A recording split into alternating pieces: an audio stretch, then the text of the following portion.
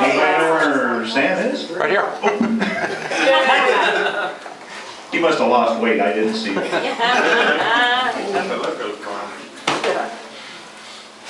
Thank you, Steve. Thank you, Shirley. Good to have Shirley back as well. And thank you, Norm. We've already had a wonderful word, and it sort of, I'm hoping, confirms what I wanted to share with you tonight. One of the ladies here said that, you know, we have to trust in the Lord, and to get to that place, sometimes the Lord brings us through a quite difficult situation. And Steve mentioned, you know, yeah, that's what happened with him. And it's funny because in Revelation chapter 12 and verse 11 it says, "And they overcame him by the blood of the Lamb and by the word of their testimony, and they did not love their lives to their death." So there's a testimony here that is very, very powerful, and it's meant to encourage you and encourage me in our walk with the Lord. Absolutely.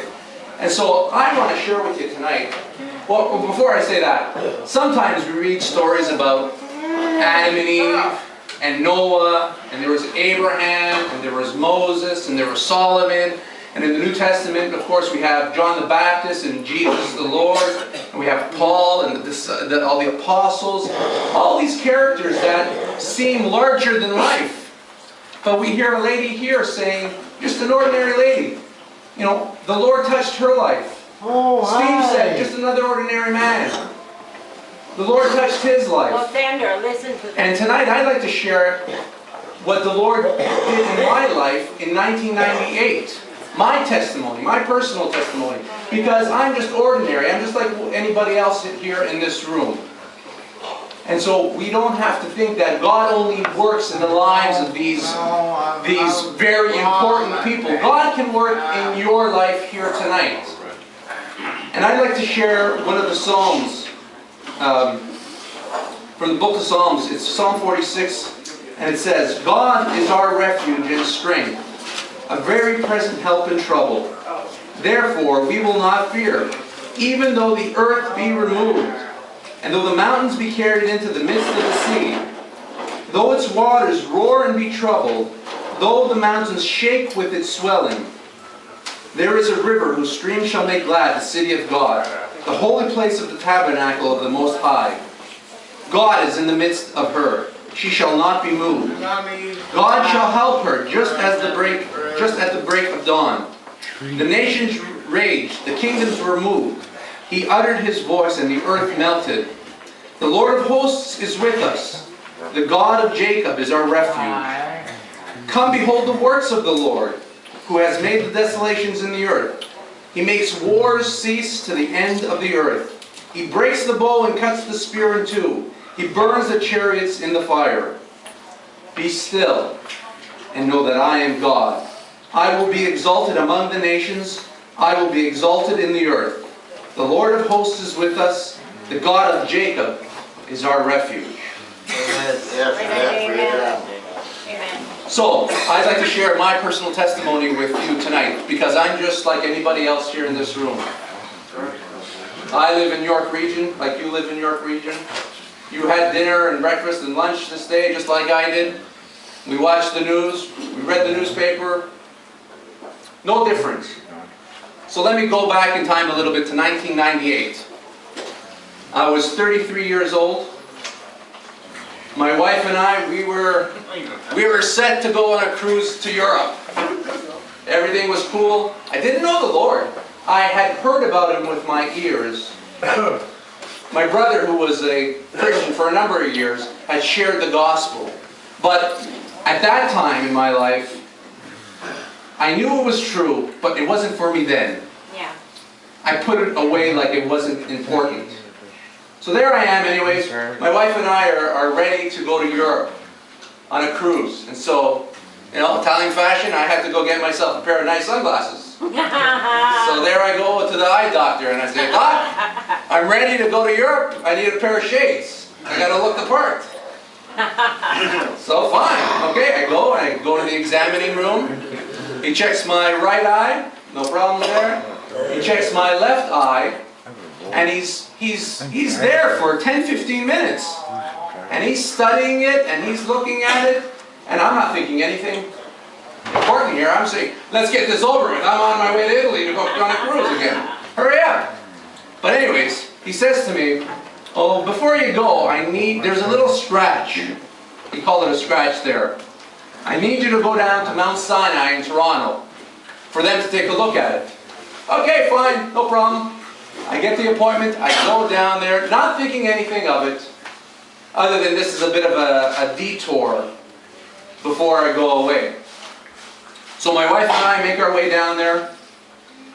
We're waiting, it's busy in there. There's probably, well, maybe not this many people there, but there's a lot of people there. And finally, our turn comes in, and he calls my name, and I go in. And the same thing happens. He looks at this side, no problem, he's done in a minute. He looks at this side, and sure enough, he's taking his time there too. And he's studying it, and he's looking at it for what I thought was a long time, but it was a very, very short time. And then he looks me in my eyes, and just as plain as anything, he says to me, you got a tumor in there. You got cancer in there. Oh my God.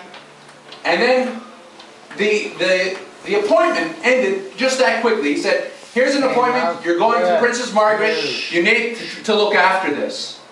And the whole appointment lasted, if my memory serves me right, no more than 10 minutes. So I go in there thinking one thing, this is a bit of a pain to go through this, and literally he swept the rug underneath my feet. It didn't even sink in because it happened that quickly. And so all I remember the next thing is standing outside the door of the office, and I'm trying to think, wait, what did he say? I'm going on a cruise. He didn't get it right. And so my wife starts to cry. She's starting to understand it before I am. So we make our way onto our car, and we're driving home. And slowly, but surely, it starts sinking in. And I start thinking to myself, I got cancer, I got a tumor. I'm dead. I'm as good as dead. And the only thing I could come up with at that time was to curse. My 33 years of life, and I was swearing because I had this. The foundation of my life quickly, in that span of 10 minutes, it crumbled. There was no foundation, I found out. No foundation whatsoever. And so we're going home, and that's all I'm doing. I'm cursing because I don't know what to do. What do you do when you're 33 years of age and somebody tells you you have a tumor on your eye, and it's a very dangerous kind of tumor that can spread very quickly, and if it ever gets outside of the eye, you're probably dead. Not probably, we're talking cancer. You're dead. So that's what I kept thinking. And slowly and surely for the next few days, that's all I thought. The only question I had was, what am I going to do? What am I going to do? And slowly and surely, day after day, I slept into despair. There was no hope. That's what I thought. There was no hope for me. Cancer. This is cancer. There's no cure for cancer. This is serious. There is nothing more serious than this, I'm thinking, and I am as good as dead. And so I'm falling into this way of thinking. And I don't know what's going to happen. But you know what? In these next few days, at least I knew this despair. And I knew that what it was to have no hope. And that was sort of becoming comfortable to me. And so I found comfort, as crazy as this might sound, I found comfort in being in despair. At least I knew it. I didn't know what was going to happen. And best case scenario, I thought, was I might have a few months to live. Best case. And so remember how I was telling you my brother was praying? Oh, he was a Christian. And I finally, after I think 3 or 4 days, had enough courage